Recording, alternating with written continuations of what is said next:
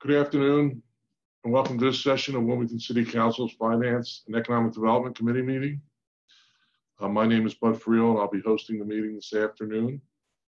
Other council members joining us is President Hanifa Shabazz, 1st District Councilmember Linda Gray, 3rd District Councilmember Cynthia Oliver, 7th District Councilmember Chris Johnson, and Councilmember at Large Rashima Dixon. As you know, back in March, Mayor Michael Mizuki presented his operating budget for fiscal year 2021. It then becomes council's responsibility to review that budget and to pass a balanced budget by the end of May. This is one in a series of budget hearings we've held. Today, we're going to hear from the Department of Planning, and then that will be followed by the Public Works Department.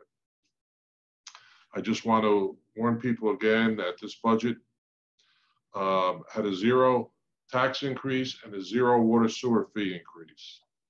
The budget was proposed prior to the COVID-19 crisis. You will hear at different times in the hearings of additional cuts that may be made. Before the full budget goes to council, it will be amended and there will be a substitute. And I just want to warn people that we'll probably come back in the fall and have to make some additional amendments. We're going to follow the same format that we followed in the other hearings. We're going to have a brief presentation of the Office of Management and Budget. We'll have a presentation by the Director of Planning, Mr. Herb Inden, and he can talk a little bit about their vision and their priorities. And then we have a couple of questions and answers for him. I do ask council members to keep all their questions to budgetary matters. Any programmatic or constituent issues should be addressed in other forums. We've allotted about 30 minutes for this hearing. There is a time at the end for public comment, and those folks from the public that want to speak will be limited to 3 minutes, and they have to talk in regards to the hearing that we're holding here for planning. The public can raise their hand at any time during the hearing, and we will get to you at the end. So at this time, I'm going to go ahead and, I also wanted to mention that we're joined by the Mayor Mizuki's Chief of Staff, Tanny Washington, and City Council's Chief of Staff, Marshall Bashstein. So at this time, I'm going to go ahead and turn this over to the Office of Management Budget. Who's going to do the presentation? Good afternoon, Chairman Friel, President Shabazz, and honorable members of Council. As stated by Chairman Friel, the following budget was finalized before the COVID-19 crisis began. I will be presenting the budget as it was originally proposed. However, Director Inden will be discussing any potential modifications to the budget as a result of the coronavirus. The Department of Planning and Development is requesting a total FY21 general fund budget of $1.5 million. This is a $125,000 or 7.8% decrease from FY20. Personal services increased by $26,000 or 2.4% in the general fund, largely due to a citywide allowance for a 2% cost of living adjustment for eligible employees.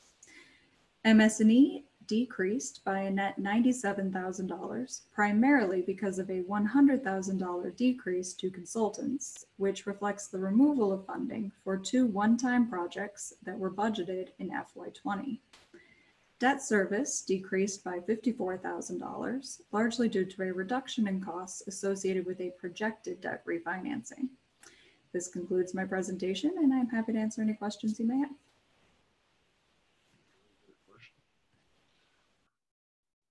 Okay, I wanted to mention that we've also been joined by Councilmember Michelle Harley from the 4th District. All right, and Ms. Harley. Councilmember Dixon, do you have? All right, I guess not. At this time, I'm going to go ahead and introduce Mr. Herb Inden, Director of Planning, and he can make some opening remarks, talk a little bit about his vision and priorities for the fiscal year 2021. Thank you, both Stephanie and Chairman Friel, Council President Shabazz, council members, and the public. Welcome and thank you for the opportunity to present our budget. Are we having the slides done? Is somebody controlling the slides? That's the slides. Just give us 1 minute. Okay. Yes, yes, slides will be coming up.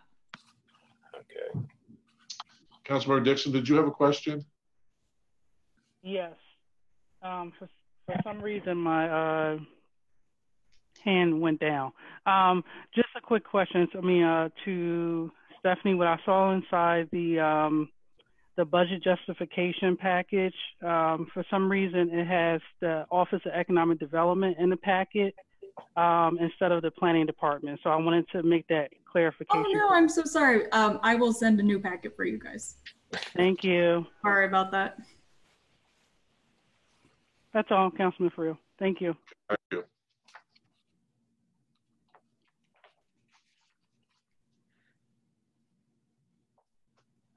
Okay, we are waiting on the slides. Here we go. Yeah, I think it's the third slide. Jump to that. I don't control that, do I?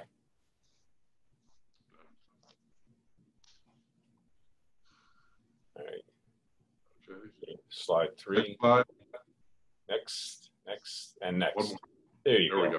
go. Oh, you went too fast. Back one. Back one. There you go. There we go. Again, as this slide shows, I mean, we do a lot of things. I have a relatively small staff, and most of this stuff is very customer oriented. So our focus is for the customers, our city residents primarily. Next slide. And our vision, this has been our vision for a while. It's a noble vision. We see it, but we take it very seriously, and we guide most of our activities towards achieving this vision. Next slide. Our 3 top priorities moving forward will be to work with various city departments on the Neighborhood Stabilization Initiative program, which is focused on improving living conditions in the city. We also want to streamline and improve the various development review processes controlled by the Department of Planning, which there are quite a few. And we are also going to be focused on implementing the recommendations from the recently adopted Wilmington 2028 Comprehensive Plan. And actually, both of the above actually relate to that as well. Next slide.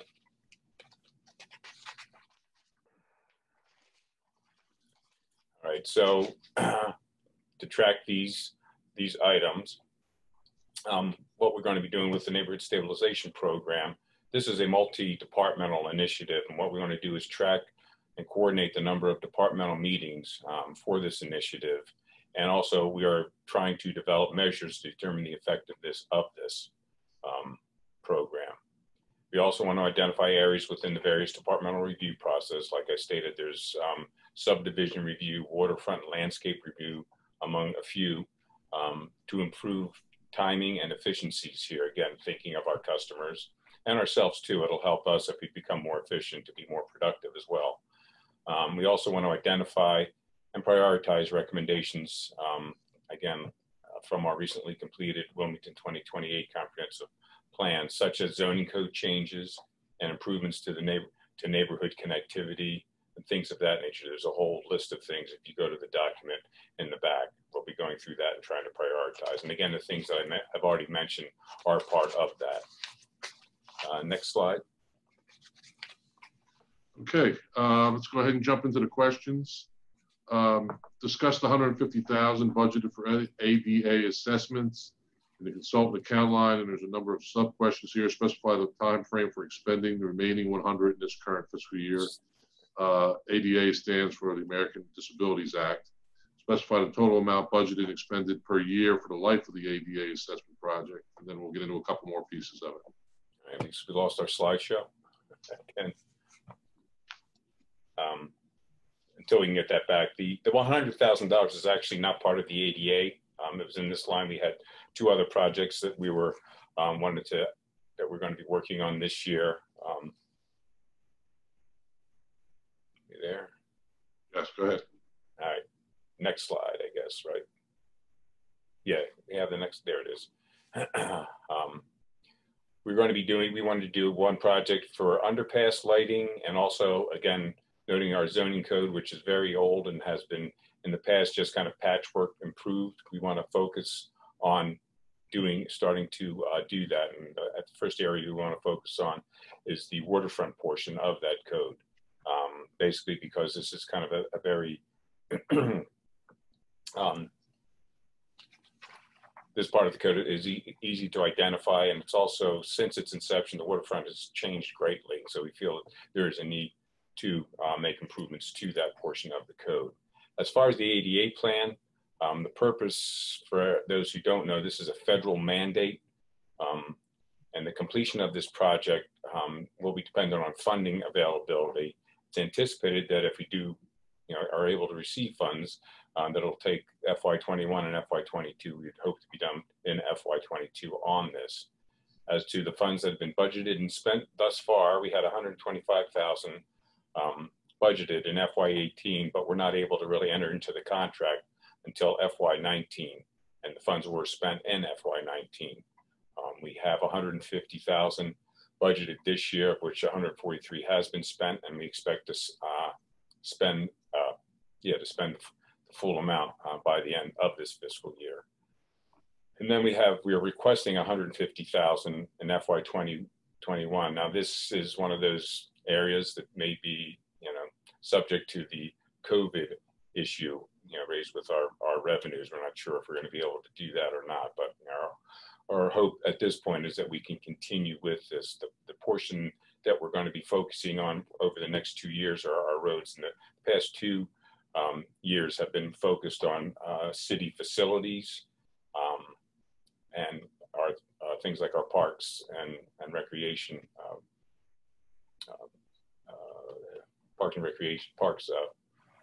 facilities. Sorry.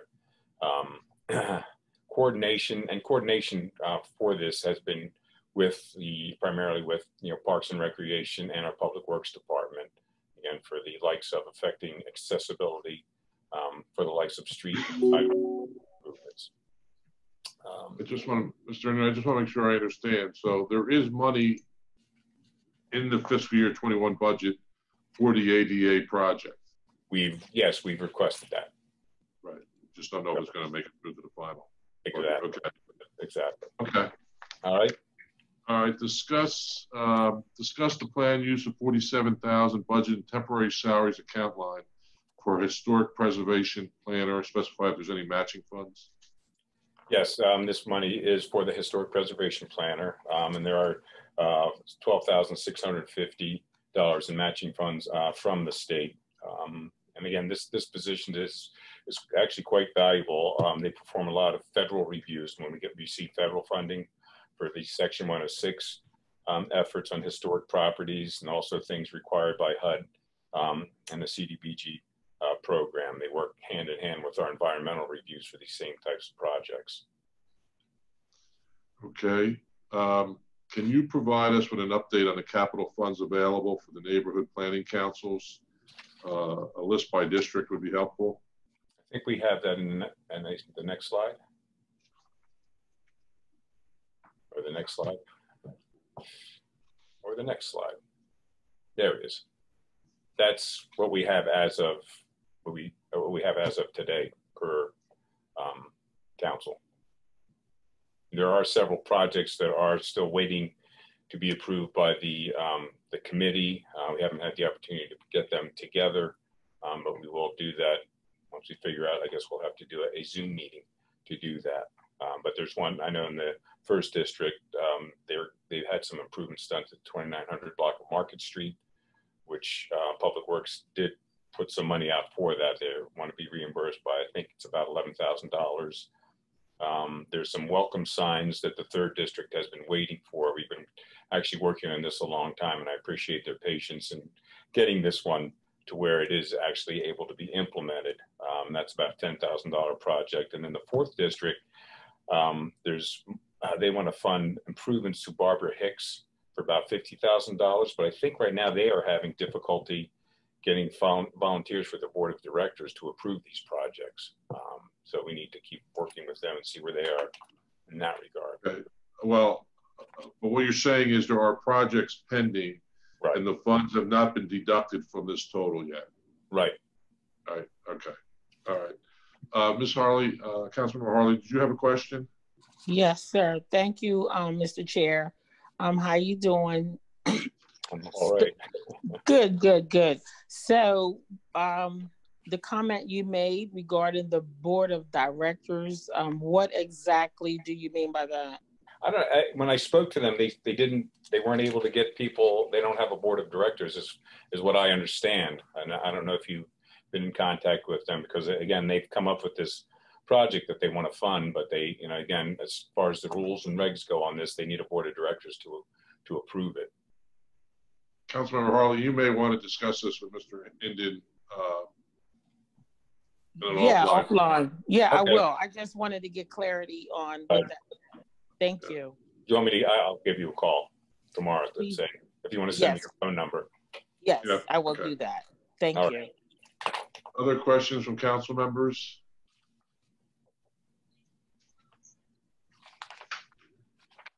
Councilmember Oliver? Thank you. Thank you, Mr. Chair. I have one question. Since you've been having your stabilization meetings, has there been any budgetary requests?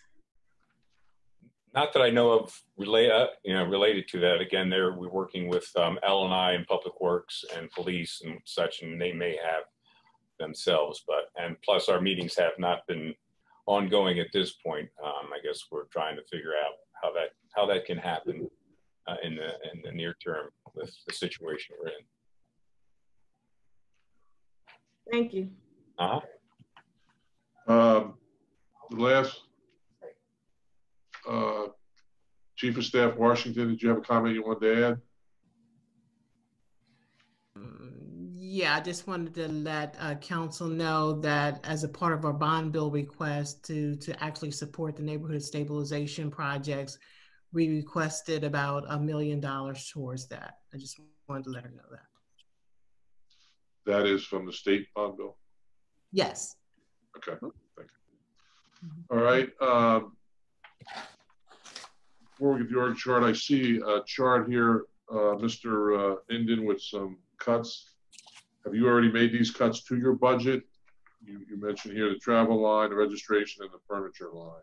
To our budget request. So have they already been, are they already part of this budget? I don't know, Stephanie, are they? If she can answer that.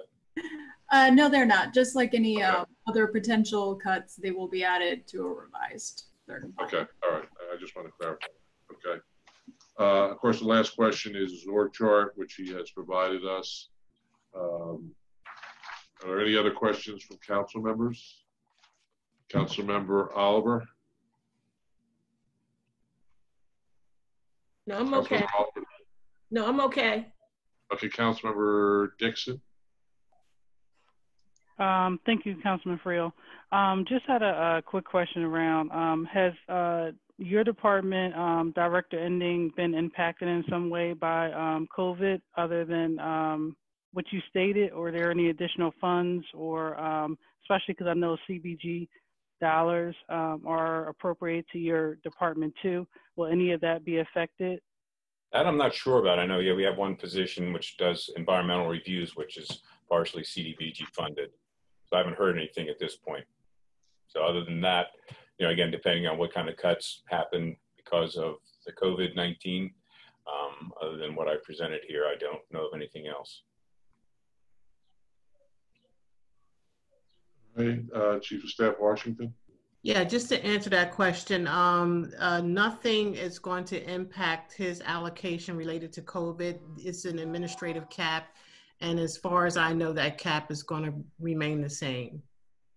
Okay, thank you. Thank you. All right, is there anyone from the public that wanted to make a comment on the Department of Planning's fiscal year 21 budget? Okay, I'm not seeing any. Okay, Mr. Indian, thank you very much for coming before us. And you're right, you guys do a lot with a small staff, and we appreciate it. We're going to take a real short break, and then we're going to come back at 4:45 with the Department of Public Works. Thank you all. Thank you.